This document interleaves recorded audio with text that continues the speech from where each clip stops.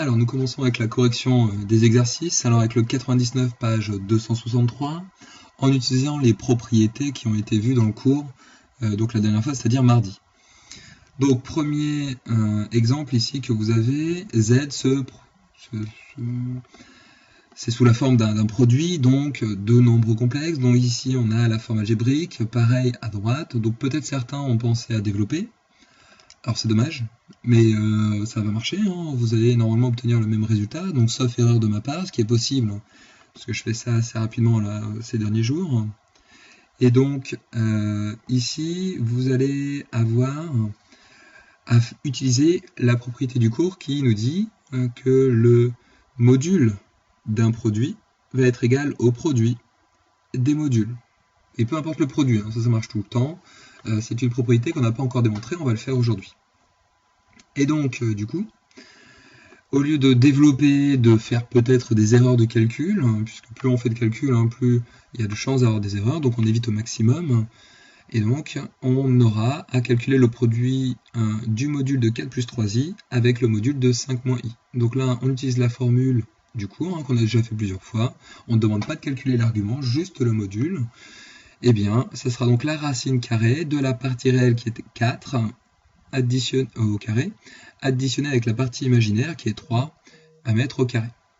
Et on fait pareil avec 5 moins i, en faisant attention, hein, partie réelle c'est 5, partie imaginaire c'est moins 1, on les met au carré, on additionne.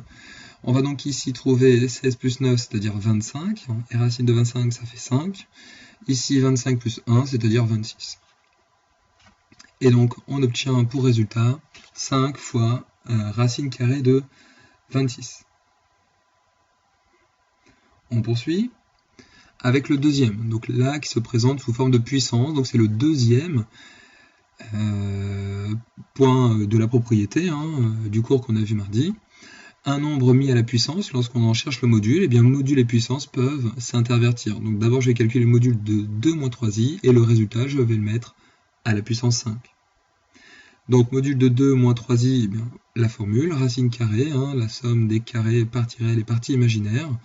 4 et 9, ça nous fait 13, et donc on obtient 13 puissance 5. Alors j'ai oublié un petit truc là, comme vous voyez, donc voici une première erreur. Hop, c'est pas 13, mais racine carrée de 13. Qui peut s'écrire aussi 13 puissance 5 demi. Par contre, ça ne se simplifie pas. Et donc, en version intéressante, et donc on va s'arrêter là pour ce nombre-là. Puis, le nombre, le dernier qui est proposé, donc c'est un quotient. Donc là, cette fois-ci, c'est le troisième point de la propriété. Module d'un quotient, ça devient le quotient du module du numérateur sur le module du dénominateur. Et le dénominateur étant un carré, le carré peut sortir également du module. Donc module de 5, alors là on est sur des exemples tout simples. 5 c'est un nombre réel, donc le module d'un nombre réel correspond en fait à sa valeur absolue. On a déjà vu deux exemples dont il fallait déterminer la forme trigonométrique. Lorsqu'on est sur l'axe des réels, c'est un peu particulier, donc on peut aller un petit peu plus vite. Mais en utilisant la formule, ça marche. On aura racine carrée de 5 au carré plus 0 au carré, et racine carrée de 5 au carré, eh bien ça fait 5. Au dénominateur, eh bien on a le carré de la racine. Racine de quoi? Eh bien de 6 au carré, la partie réelle, plus moins 1 au carré, avec la partie imaginaire. Et donc on obtient racine de 37 au carré. Le carré et la racine s'enlèvent et on obtient juste 37. Et donc, le résultat du module de z, c'est 5 sur 37. Donc ceci conclut le premier exercice. On enchaîne tout de suite avec le numéro 100. Donc si vous avez des questions, évidemment, vous pouvez faire pause et me les poser sur le Discord. Donc pour l'exercice numéro 100, bon, un petit peu plus compliqué, les fractions. Alors, on va utiliser évidemment les propriétés d'avant, mais les fractions sont un petit peu plus compliquées. Donc commençons avec le premier. Module de ce quotient, donc quotient du module, du numérateur et du dénominateur, c'est une façon de faire. Il y en a une autre. Au numérateur, on a donc la formule générale. Donc, au dénominateur, pareil, en remplaçant y par moins y. Mais moins y au carré, c'est pareil qu'y au carré. Et donc, on obtient la même chose en haut et en bas de la fraction. Et donc, ça se simplifie en 1. On a le droit de faire ces calculs, étant donné que x et y sont non nuls tous les deux. Et donc, on ne divisera jamais par 0. L'autre façon de faire, ça serait d'utiliser le fait que le dénominateur, c'est le conjugué du numérateur. Donc, grosso modo, hein, si j'appelle A le nombre complexe x plus y, qui correspond donc à au-dessus, donc j'ai A divisé par son conjugué. Donc le nombre qui est là, si j'en fais le conjugué, j'obtiens ceci, A sur A bar.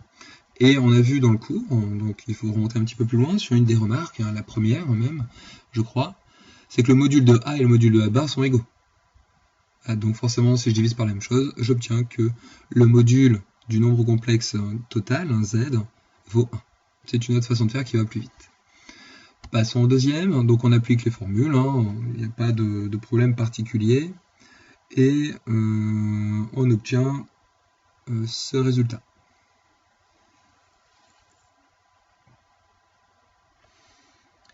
Alors, par contre, je constate que par rapport à l'énoncé, je me suis un petit peu trompé. Au lieu de mettre 2, c'était puissance 4, donc il suffit de changer. Hein, toujours se relire. Donc voilà, ça sert à rien de tout effacer, il n'y a pas grand chose qui va changer. Donc, ça nous fait racine carrée de 2 au carré, donc autrement dit, racine carrée du nombre 2 au carré, donc au lieu d'avoir 2, je vais avoir 4. Hop, alors à manipuler c'est moins pratique. Et j'obtiens racine carrée de 29 sur 2. Hop, on va faire comme ça. C'est une façon de faire. Et donc on peut poursuivre. Alors si vous avez laissé racine carrée de 58, le tout divisé par 2, ça fonctionne aussi. Hein. Voilà, peu importe, hein, l'objectif c'est d'obtenir un résultat. Puis la partie là qui est un peu problématique, hein, puisqu'on n'a aucune formule sur le module d'une somme. Donc là on n'a pas le choix pour pouvoir utiliser une formule du cours. Hein. C'est facile, le module ça ne marche qu'avec le produit, avec les puissances, avec les quotients. Et là on a deux quotients, mais z n'est pas un quotient. Z correspond à la somme de deux nombres complexes, qui eux sont sous la forme du quotient. Si je demandais le module de ce nombre-là, cette fraction on utiliserait le quotient comme propriété, pareil ici, mais pour le tout ça pose problème. Donc pour pouvoir utiliser la propriété, on n'a pas le choix, il faudrait la mettre sous forme de fraction. Et donc on met tout au même dénominateur. Donc voilà ce que l'on obtient après mise au même dénominateur de l'expression qui est ici. Et donc maintenant c'est parti, on peut utiliser la formule qui a été vue dans le cours, en commençant déjà par celle du quotient, puis ici celle du produit, et puis après on utilise la définition. Donc voilà une version, mais c'est pas la meilleure. On peut simplifier, on peut légèrement exprimer le dénominateur sous forme 41 x 85. Le 244 avec la racine, ça peut se simplifier en 2 racines de 61 pour ceux qui ont trouvé autre chose, mais bon, c'est pas très intéressant. Ici, ça n'a pas d'impact puisque derrière, on n'en fait pas grand chose. Donc cette version-là est suffisante. Pour cet exercice, hein, j'entends. On enchaîne avec le dernier exercice que je vous avais laissé, le numéro 101. Et donc, vous avez l'expression qui est ici, on vous demande de déterminer le module et un argument des nombres. Donc de ce nombre-là, etc., etc. Le problème, c'est que c'est très proche d'une forme trigonométrique. L'impression que 2 c'est le module, que pi sur 12 c'est son argument. Sauf que c'est pas tout à fait la forme trigonométrique. La forme trigonométrique, il faut faire attention, elle a été donnée dans le cours. Donc là, c'est pour vous faire prendre conscience que les petits trucs de différents, eh bien, ça change tout. C'est plus du tout le même nombre. Et donc, j'espère que vous les avez repérés. Donc là, ici, il y a le moins qui pose problème. Nous, notre forme trigonométrique, c'est r cos θ plus i sin θ. Donc le moins n'a pas le droit d'être là pour dire que ceci est une forme trigonométrique. Ça n'en est pas une. Donc, il n'y a pas grand-chose à faire, une petite modification. Le 2, on va le laisser. Et on va utiliser les propriétés que vous avez vues sur le cosinus, le sinus et les angles associés en première. Donc là, il faut un visuel graphique. C'est-à-dire que vous avez les propriétés du cosinus et du sinus que vous avez obtenues. Hein. On a pu en rappeler lorsqu'on a étudié les fonctions trigonométriques cette année. Donc c'était il y a un petit moment, c'était même en 2019, hein. Novembre, décembre, dans ces eaux-là. Et donc, on va les rappeler, on va les utiliser ici. Donc, cosinus est une fonction paire. Cosinus de pi sur 12 et cosinus de moins pi sur 12, ici, c'est pareil. Alors pourquoi on fait ça? Bien parce que le moins qui est devant le sinus, on aimerait le rentrer à l'intérieur. La différence entre cosinus et sinus, c'est la parité. Cosinus étant paire, le moins, qu'il soit à l'intérieur ou pas, ça ne change rien. Donc là, je n'ai absolument rien fait.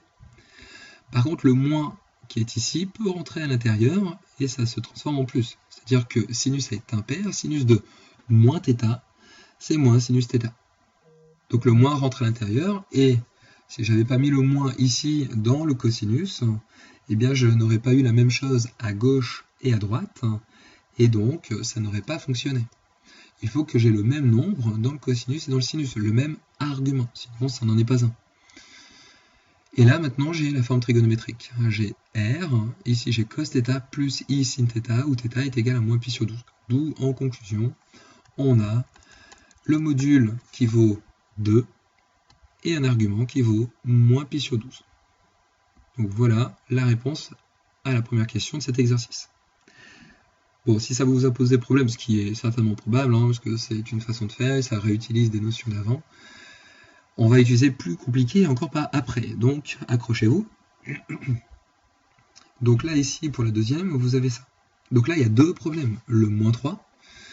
Pourquoi c'est un problème? Parce que ce n'est pas un module est un nombre strictement positif, c'est une distance, donc on n'a pas le choix. Et le moins qui est à l'intérieur. Alors ça tombe bien, le moins on a déjà réglé ça à la première question, donc on peut tout de suite remplacer cos de pi sur 12 moins i sinus pi sur 12 par cosinus de moins pi sur 12 plus i sinus de moins pi sur 12, comme écrit ici. Par contre, que fait-on du moins 3? Eh bien le moins, on va pouvoir le mettre à l'intérieur de la parenthèse, donc on ouvre un crochet, et c'est juste une réécriture, au lieu d'avoir moins 3, j'ai 3 fois moins 1 au final. Et donc le 3, a priori c'est plutôt bien parti, ça me fait mon module. D'ailleurs ça va être la conclusion à la fin. Donc l'objectif, ça va être de simplifier le crochet. Et il faut se souvenir d'une petite remarque que l'on a vue il y a un petit moment, sur donc c'était dans le début de ce chapitre, dans le cours, le lien entre z, z bar, moins z, etc. vis-à-vis des arguments. Donc d'un point de vue graphique, alors je crois qu'elle est même ici, hop. Le nombre qui nous intéresse, la propriété, c'est l'argument de moins z. Il y a un moins devant le nombre complexe. Le nombre complexe z, je connais bien. Eh bien, ça revient à l'argument de z plus pi. Donc, si on revient